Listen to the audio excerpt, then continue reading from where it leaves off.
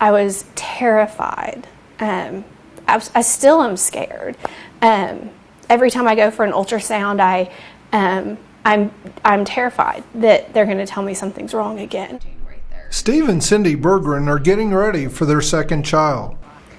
So far, I've been overjoyed every time they've told me that everything looks fine.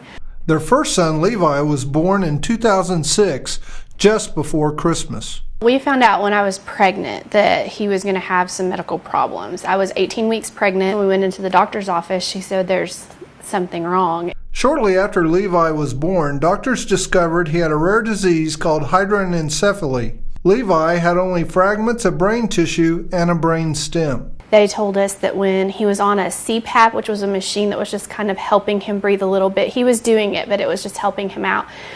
And they told us that when we took him off that, he'd probably be with us about 2 hours. You really got to have faith at that point, in how everything's going to work out, because there's nothing else to turn to.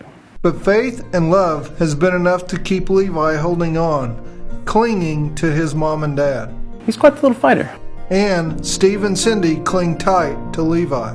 Early, I'd like to think that it's because I love him so well and that he has such a good mommy, but I really think it's just a blessing from God. You know, God knows when his time is and how much time we're going to get to have with him, and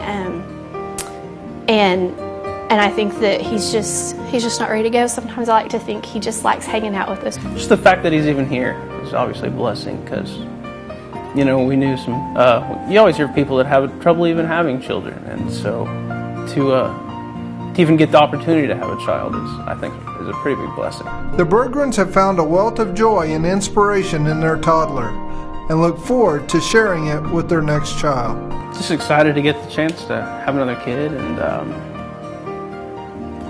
you know, honestly, I've not been worried at all that anything would happen again.